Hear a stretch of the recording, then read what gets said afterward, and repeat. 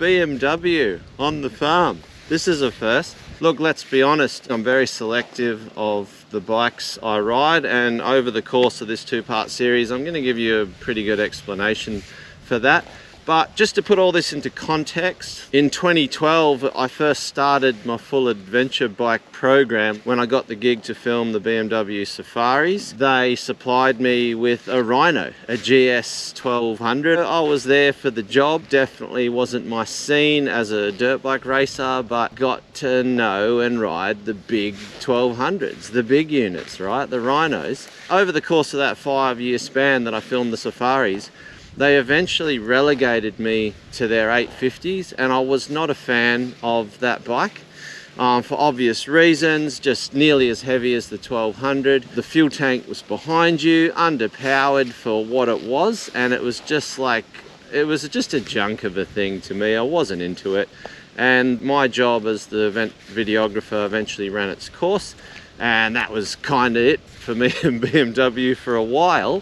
Until last year, they invited me back to their GS Safari, and not to film it, but just as like an influencer to come and, you know, ride one of their bikes. And I said, look, all right, but on one condition, I'm only coming if you put me on a new GS 1250 Rhino, because I do really like those bikes. They hit me up just recently and said, look, Adam, we'd love you to test ride our F900. It's a new thing, and you guys would know more about it than I do. I said, look, all right, I'll do it. Just be prepared. It'd want to be good. And they're like, yeah, I'm sure you'll like it. So here it is. Yeah, first impressions, you know what? Look at it. It's a compact nugget for a 900. I can just see straight away it's so BMW. Just the components, the finish, it's got those Rhino qualities about it. But look, today I'm just going to trail ride it. Best way to feel out the integrity of a motorcycle, any motorcycle, is just to go on a cruisy trail ride and just get a feel for everything. Because let's face it, any bike can be made to do what motorcycles need to do on the road, and I'm sure with all the electronics this thing is going to be a fantastic road bike, but that doesn't always cut it in the bush. If this thing is anything near what they're pitching it as, I'm going to find out. Let's get into it. Road, that doesn't seem like a good move. I'm just going to push things until something happens. Mode, Enduro, oh that's easy, just push it twice. Immediate feel on tracks that I know, yeah, she's pretty balanced. Fork's a bit soft right now, but I'm just going to ride it as it is for today, and then tomorrow I'll do some finer tuning and get her dialed. Right, there's heaps of traction control interfering on this setting, so yeah, nah. Enduro is not for me. There's got to be more. Enduro Pro. Alright, this has got to be the one. Let's see what happens here. Oh, still a little bit of traction control, which, you know what, for a 900, I'm quite happy with that, because I can tell she's got some balls under there. Kangaroos everywhere.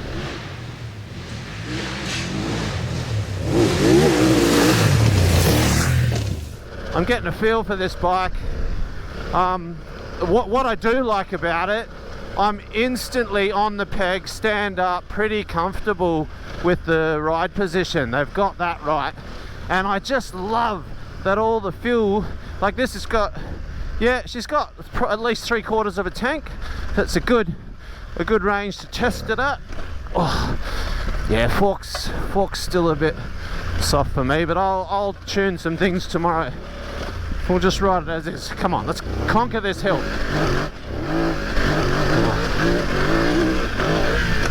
Nice. Yeah, traction control's still annoying me a bit, but if I'm allowed to take traction control off altogether.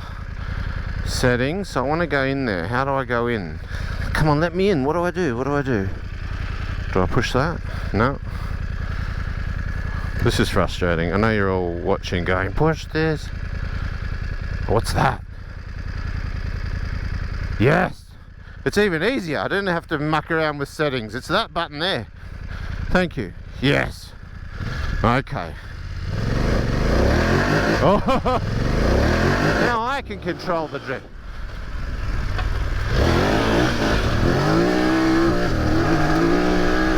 Nice. Yep.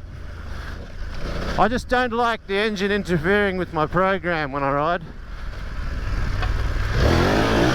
Wow, she lights up.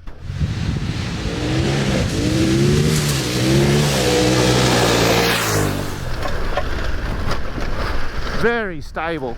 Very stable.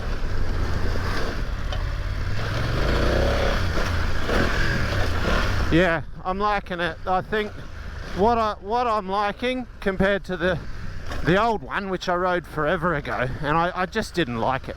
You had to like, took you days and days to get used to it, and you had to just ride to suit the awkwardness of it. Whereas this new F900, they've nailed the balance, and that's everything. I think it's like BMW going, look, if we're going to be taken seriously, we've got to get serious. This has to be right. Center of gravity, the light tail end. I've got to ride within the limits of these tires, but I can still enjoy the bike. Got plenty of warning on the drift, but yeah, I think I know where they're going with this bike. I'll go into more detail a bit later. I've got to do some more research, but yeah, I think I know what BMW are up to. Oh yeah, a bit of a log boost. Well, in the space of a few short Ks, I can confirm they have nailed the balance of this thing, and there's plenty of juice in it. Is that the fuel range, or is that the odometer? No, it must be the odometer. Between the rear tyre and the traction control, I can't tell how much power this motor's got, so just get on the tarmac quickly and see what happens. Wow! Holy shit. Nobody needs that much horsepower off-road. Nobody.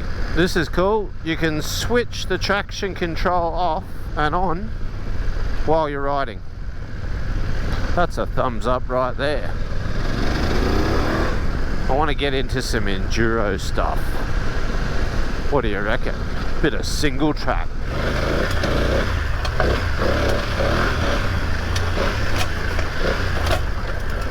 Very nimble beast, really. I'll give it that. She's nimble.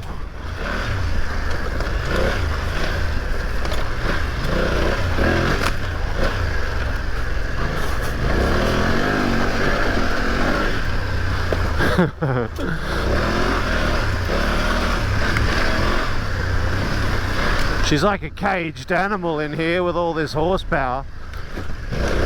But it's still, the torque is great. You just short shift, use the torque, and it's great.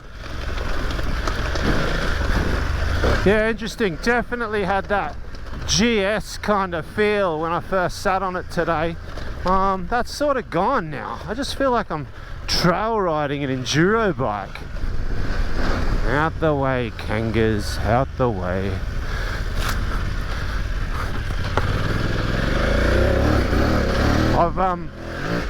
I've switched the traction control back on, and you know, that's Enduro Pro traction control, because I got a decent hill climb coming, and with this tire it'll just work perfectly in my favor. But here's the thing, right? This Enduro Pro mode is pretty good for the average punter, because if they're willing to give themselves access to this amount of horsepower, they can kind of do so safely. If you do whiskey throttle it in the corners, it does dial it back. You hear that? Look, I'll just wrap it on. Yep. See, whenever it loses, the wheel comes off, it preempts it. It's pretty good. But you can run a fairly hot pace.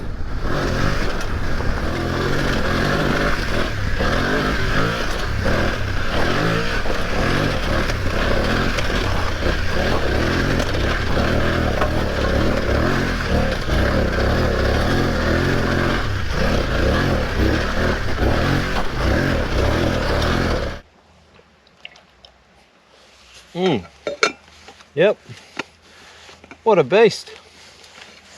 First impressions, what can I say? It's pretty good.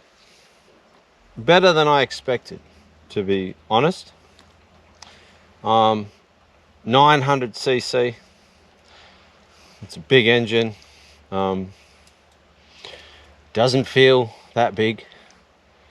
You know, it's a very... look, let's cut straight to it. They've nailed the balance. It's like not even the same brand motorcycle compared to that older 850 that I rode back in the day. Just looking at it, you know it's going to work. From here back is like a 450cc dirt bike.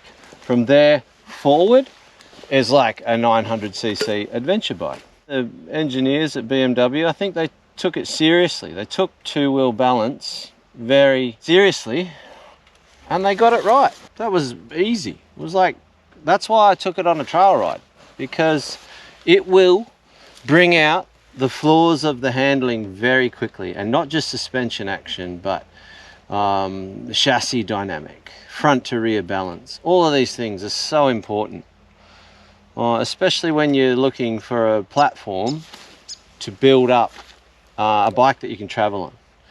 And I can honestly say that they've got it right there, because the back is empty. It's waiting for whatever luggage system you can come up with. It's a very comfortable bike to be on. I'll do a bit of research for the next episode and just see what the stats are. I'll give you a bit of an idea of, you know, where I feel it sits in the market. Not that I care, it doesn't bother me. All I cared about is whether the bike was any good or not, and so far so good. But yeah, now I'm gonna mess with the clickers a bit and send it a bit harder in the next episode, and we'll see what kind of ultimatum I can give this machine, for Australia anyway. Don't miss it.